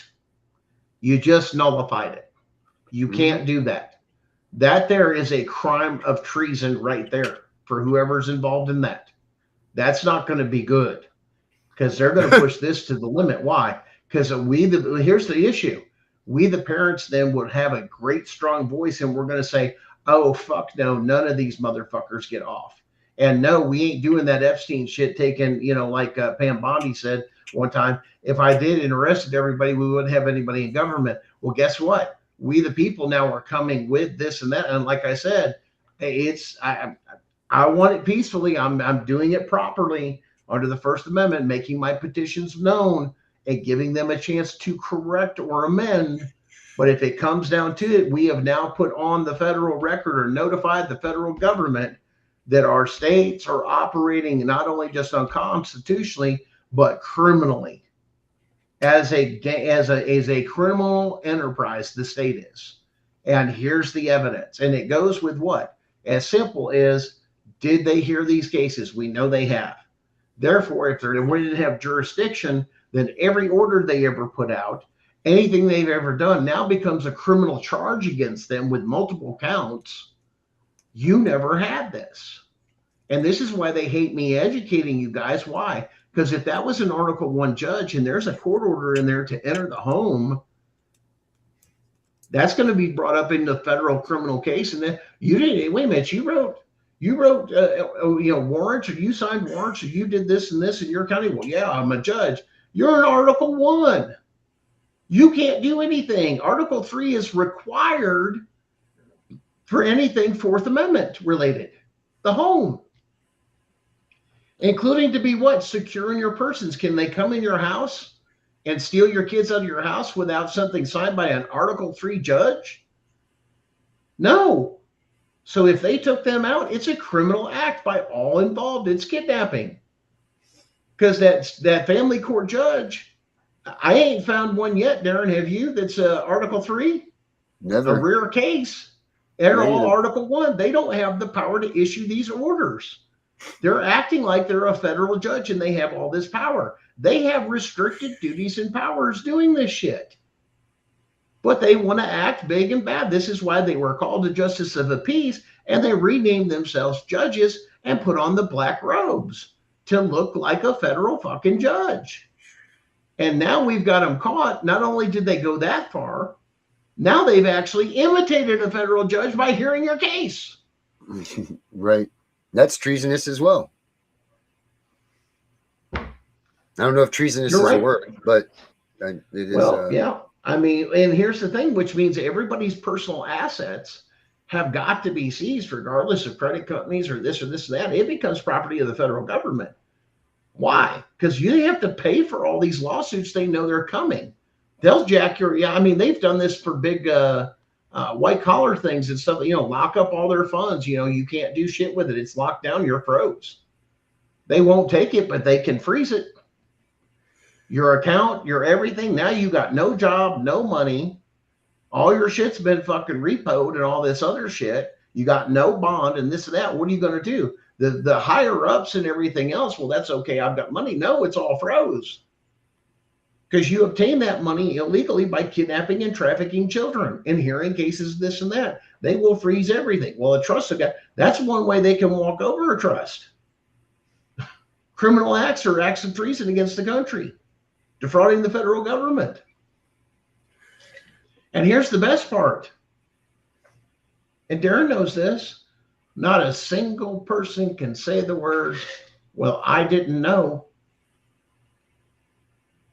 You work in government, you were required to know. You work for the judicial branch. You're required to know. As a citizen of the United States, you're required to know. It's in the Federalist Papers. It says it, which is why if you read it, we're required to educate each other and the school system and the state and this and that to affirm or run to the aid of the Constitution per their oath, and they've all violated it. And there's no way to get out of it. Because they'll have to issue the Department of Justice upon getting that ruling.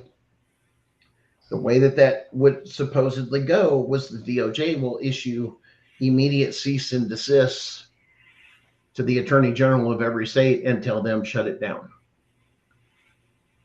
Return the children. They're all void ab initio. Go get those kids home. Lock it down. And they may not trust them anymore enough to where, guess what, who comes in? They federalize the National Guard and they'll do it. They'll hunt these kids down. It's game over.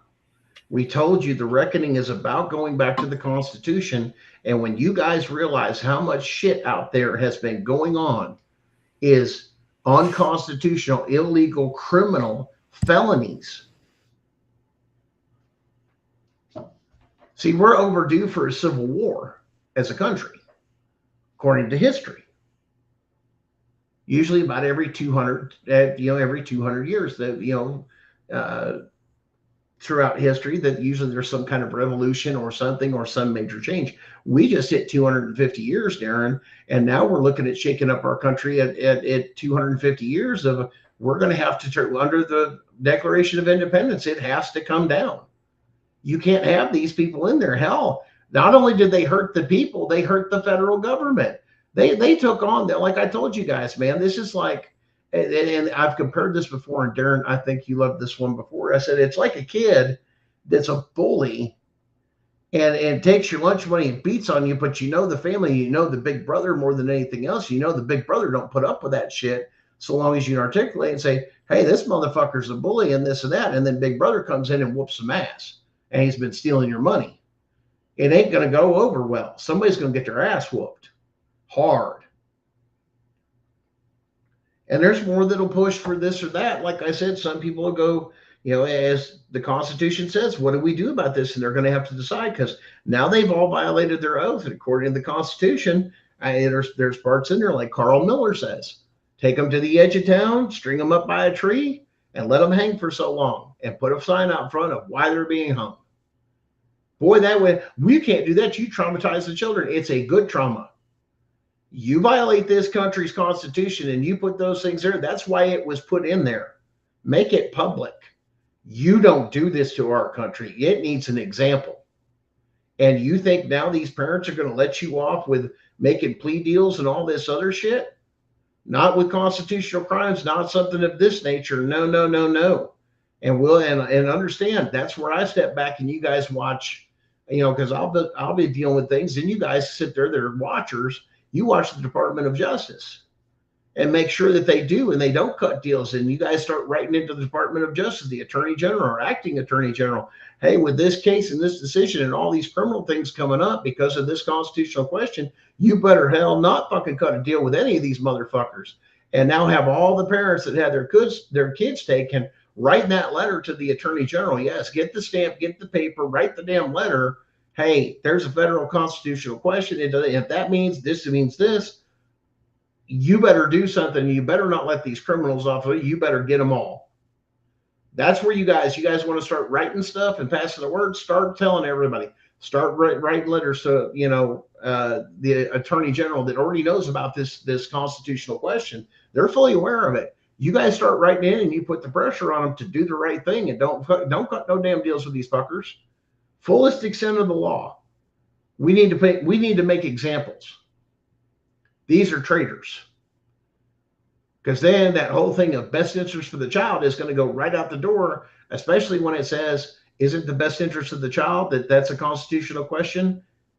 Their constitutional rights. Oh, they're going to hate when they answer that one, because we got so much more on there, because it's acknowledged by even the DOJ. That's why I've told you guys, if your child's been questioned without a civil rights attorney, that's inadmissible in any court under fruit from a poisonous tree.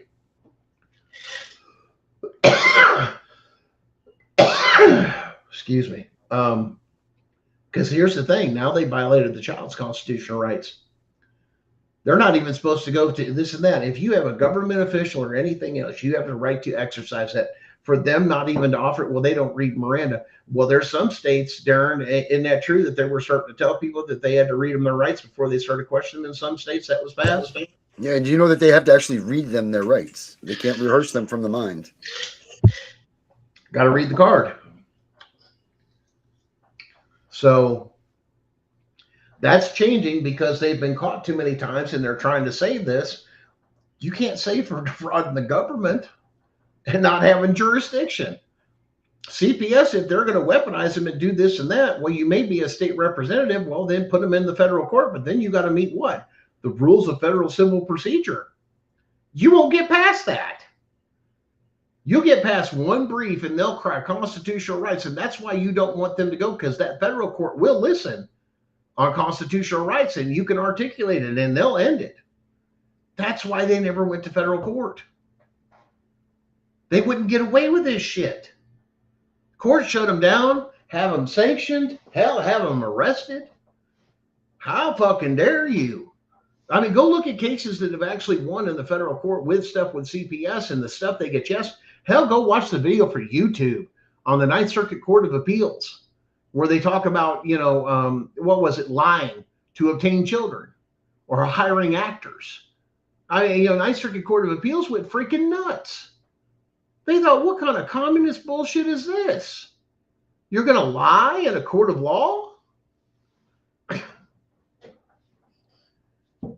You're still supposed to, and they've been trying, and this is why SCOTUS has been so upset if you follow it, because these lower court judges are not doing that, which is why the Attorney General and Kash Patel, the head of the FBI, both came out publicly, and it's out there publicly that says these administrative law judges that are not following the Constitution, we're not going to protect you anymore. You remember that one, don't you, Darren? Yeah, they said it, but what did they do about it? Well, hold on. We're gonna hold them to their word now. Now here's something tangible and real that you must deal with, because we the people will not stand. I mean, because here's the other option. None of you are void. Once that decision comes out and we know the connection, you're now all null and void. You have no power. You have no jurisdiction. So it's like another person coming up to you. Well, I'm a police officer. Not anymore. Not after this ruling. You're all complicit in all these crimes. You're getting ready to get arrested, dude. Do you have CPS? Did your office or anything else? Do you guys stay in the courtroom? You guys are screwed. You realize all those cases with this and that, they doing that, and they're going to sit there and go, oh, crap. No, constitutional question was asked. That was a criminal act that happens in the county every day, Monday through Friday. Everything's collided. You guys are screwed, and the people are pissed, and they're coming for their kids. So I'm asking nicely, where's my kid? Because the next person may not be nice, because the police no longer, and the sheriff won't have any authority, because the whole state's complicit, and you were with them. You're co-conspirator, your whole office. You've lost all the public trust. You can't be anymore in all 50 states. What does that mean? Sort it out. That's for somebody else to sort out. The criminals need to be held criminal. Even if it's law enforcement, they're not above the law. What does that mean? We're going to have to retrain. When we're allowed, once we clean it up, because there's going to have to be a constitutional audit on everything. Why? Like Darren and I was talking about, because there's statute, codes, policies, and procedures that now must be removed because of that. You can't. You have to be 100%, which means what? Federal oversight on all your policies, procedures, statute. That means all of them have to go through the grinder now before it can go back out. And then you're going to have to reconstruct your state government as the people see fit.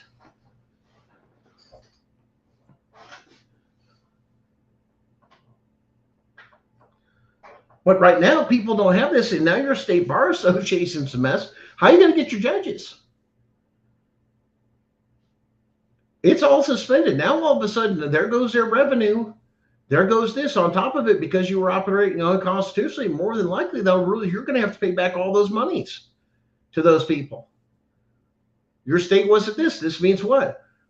Now, Darren, this is the scary part. And I got to ask you this, because I was running through this, and I says, if all this is true, and the state was doing this, this wouldn't just affect civil court. This would affect criminal court, because if the state is not operating constitutionally and it's been doing these crimes for over 30 years, that means that those judges don't have the power to adjudicate, because the state was actively involved in a felony and a crime against the people. That means your jail cells are going to empty out.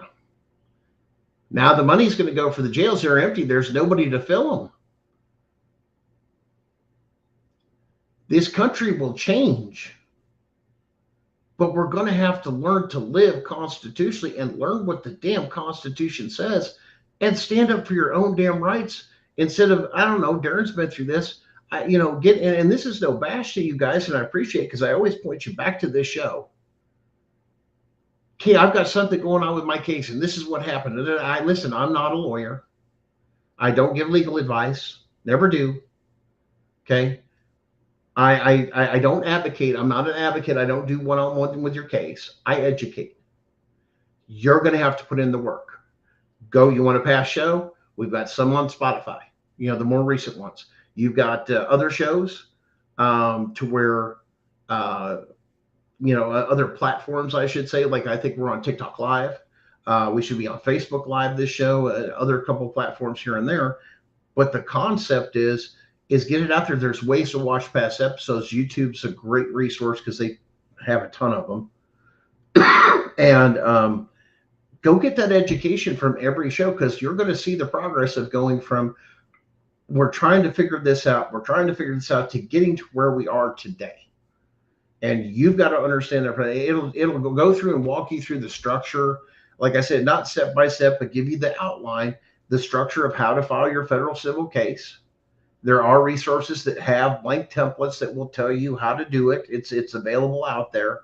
Just file it like a federal criminal case. Go look at one of those and follow that structure in the complaint department. Your exhibits or examples, make sure you cross-reference them when you do it. Your what am I missing here? Cover sheets for the exhibits to explain your point of view of how you're using this and how it connects, citing it back and forth. There's a lot of, other than that, you walk through the process. And just because the federal court kicks something back doesn't mean it's a bad thing. They actually tell you how to fix it. And a lot of people get so mad. Well, the judge kicked my case and this, and this, and that. Okay, well, refile it, because they gave you everything in there in the summation of where you screwed up. Refile it. You have that option. Make the changes and do it. I don't know. Like I said, it's one of those things of this is the best place to start, because you guys know your case better than anybody else. You've just got to learn to look at things with a different perspective and analytical, and get out of your feelings and just state the facts. And it's going to get you so much further, because, as Darren says, we got a lot of people out there that, oh, I this, I need help, but they won't put in any damn work. If you're not going to put in any work, I'm not going to do it for you. Well, I can't afford a lawyer. Is a lawyer really your best option with what we've just put out to you guys? Well, Gunner, you're exposing yourself. No, I'm reporting the news, and this is a possibility and how it would be connected as we see it from a perspective. Once again, it's not a fact yet. These are proposed things that should it do. This should be the chain once this question's answered, because it's common sense. So a lot of those things that people don't understand. And I'm trying to get that thing for the price. I'm trying to figure that crap out. Where's that at? There it is. Those pocket size, they come in a 6-pack of Declaration of Independence. And yeah, I'm looking at ordering a bulk thing of them right now. Yeah. There's a 6-pack. I got 3 6-packs. Cato is the publisher institute. It's very reputable publisher. To go through there. Is that them? Let's see. Sometimes I have to figure some of this weird stuff. Let's see details. No, I don't want this. This one. Go to the damn item. Anyway. It's I was going to say, I don't think it tells. $18 for a 6-pack, plus whatever you have with Amazon or whatever. But that's, like I said, you can get it there. You can get it from just, all sorts of places. But everybody usually does a lot of Amazon Prime anyway. So there you go, Amazon. There's your plug. There's your plug.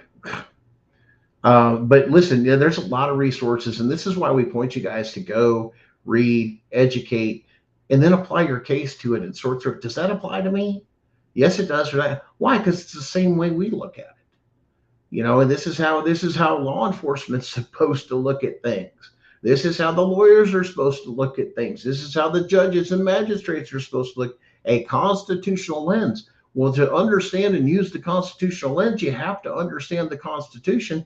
So you best go back and read some of this stuff, figure out how it applies, get some understanding. Now you can argue your thing in court because you understand it. Doing the paperwork, once again, is one thing. But don't forget, you have to go into a courtroom and argue your point. How are you going to argue your point if you don't understand it? Isn't that we've been telling everybody, Darren? Sure is. Sure is, man. Paper, one thing. Getting in court, whole different ball of wax. But guys, that's what we have for this week. That's kind of an update of where we're at. I hope it's helped you guys out, get some understanding, gain some knowledge. Once again, follow me on Facebook. We've got the show page there. I've got one on TikTok. I've been spending a lot of time. Sorry, guys, if you're on Facebook, I'm not on there a lot. I try to share a lot. The thing with TikTok has just been really exploding as far as followers and everything else and that information, because once again, it's not a false hope. And once again, I'll reiterate, this is why there was another organization that overheard this idea of what I had that I filed on and didn't know how the hell to do it. They were clueless. Once again, this is why they didn't have a case. And, once again, I'm going to run straight to SCOTUS. No, you're not. I can tell you right now, you're not. That's a lie. And that gave a lot of people hope. And I'm sorry that, once again, there's been people, hope, but if they do their research, do their due diligence, take their time, walk the dog. And this is what we're learning too. And we're learning from the mistakes of others and other things as we go along and using that to our benefit, so we don't make the same mistakes. But once again, that was the only thing they had upon examination of the 2025 case, the 2026. And once again, the plaintiff fell off. So now I've got to do a notification of the court that I'm proceeding as one person so they don't confuse it, because I did cite it and go through a description, let the court knows what's going on, because once again, they don't understand my life. But you have to articulate of what's going on. Of like, hey, we're not together. She's still dealing with an open CPS case, to the best of my knowledge. They kidnapped her kids, and this, if she wants to file, basically what it's saying, she can file on her own. So you have to notify the court of that, because the 2025 case had two plaintiffs, and moving in the 2026 there was one. So that's one thing that the court has asked us to clarify or fix. Because once again, that's just in the wording and how to read those things. Because once again, it's not you did wrong. It's saying correct this or clarify this, with some of the stuff they come back. And but keep strong. Darren, you said you got a video coming up. Let's I guess we'll close out with, I guess we have a new video. And I appreciate you guys, man, and love on one another. Build each other up, share the information, the knowledge, but get the word out. If it'll play. They come in the dark, armed with paperwork. No warrant, no shame.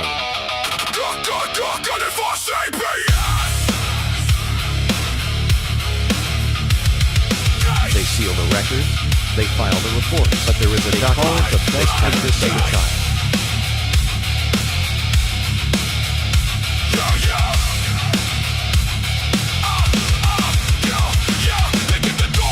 The first, the fourth, the 14th, still the law of the land. Burn the name, call it safety while they play the game. Paper shields and fake reports, silent courts and sealed support. You took the blood, you took the home.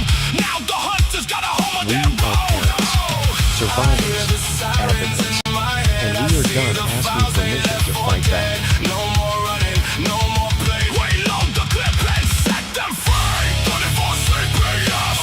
Full throttle, no regret. Done it for CPS. We climb every hill they built to bury us. We plant the flag where the bodies go. Constitution in the chamber. Done it for CPS. Your empires go whipped down. Section 1983, due process, family preservation. We know how to use it. While the kids scream and the mothers die. Trafficking routes under federal flags. We map every name, we burn the bags. Section 1983 loaded. The record will be corrected. This is the first thing The truth will be entered into evidence. See you in federal court. I hear the sirens in my head. I see the files they left for dead. No more running, no more bleed. We load the clip and set them free. Gunning for CPS. Full throttle, no regret. Gunning for CPS. We bring the war they never met. Gunning for CPS. Constitution in the chamber. Gunning for CPS. Your empire's going down in flames.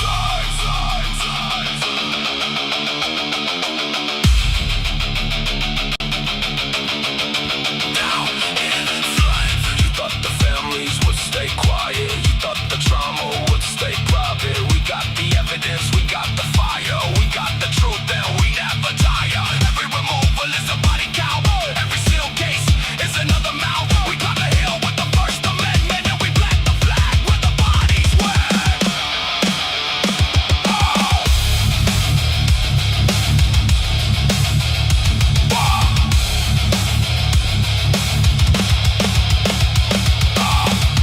Gunning for CPS. Full throttle, no regret. Gunning for CPS. We bring the war they never met. Gunning for CPS. Constitution in the chamber. Gunning for CPS. Your empire's going down. Yeah, I like that, man. That's a killer video, man. Definitely email that to me and I'll get that up on TikTok. That'll draw some attention. Definitely. Guys, I just want to say thanks again. Thanks for joining us. Once again, if it wasn't for you guys, we'd be nothing. Once again, we may be the tip of the spear, but we still need the rest of the spear to cut through on both sides. So don't forget that, guys. You are important to this. That you have a place. It's time for you to be justified. It's time for justice. It's time for this to end. It's time to return to the Constitution, and it's time for justice. It's time for the reckoning. It's not a joke. We named this for a reason. What it is. This is not, once again, a January 6th, type thing that we're talking about. We're talking about a return to the Constitution. You've been busted. You've been caught. Your hands in the cookie jar. Now you're going to be held accountable, and we're going to get to live, probably for the first time, especially our children. My children are going to possibly live in a country that truly is constitutional, and it's a whole different world, guys. It really is. It really is. Thanks again, guys. We're going to wrap things up here. Blah, blah, blah, blah, blah, blah. Oh, Other families are coming for them. one of our other new songs and stuff like that, I believe, Darren, we've got this up on, I'm sure he'll work on a QR code or something for us that you guys can scan on the screen. If you want to go to, I believe they've got a channel that has nothing but CPS breaking news music. If you guys are interested in that, go check that out. Go check out the show on Spotify. Man, we love you guys. It's awesome. I'm a little tired. But once again, I'm only working with less than 10% of my heart. Once again, that's how bad they messed me up. And I know there's several other people that have heart problems, but they're trying to kill us. They're trying to enslave us. But now they've been caught and they can be stopped. Thanks, guys. We'll see you again next week. Don't forget to spread the word about the show. We'll see you again next week. Same time, every Sunday night, 9:30 p.m. Eastern Standard Time. And we out of here.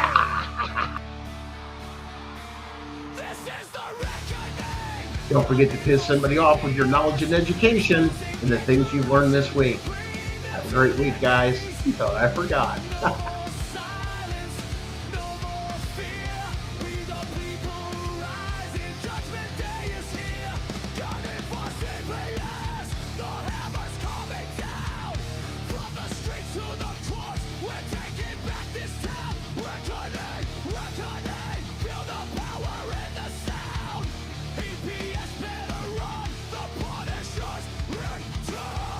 Documents forged, rights stripped away. They profit off trauma, 9 turns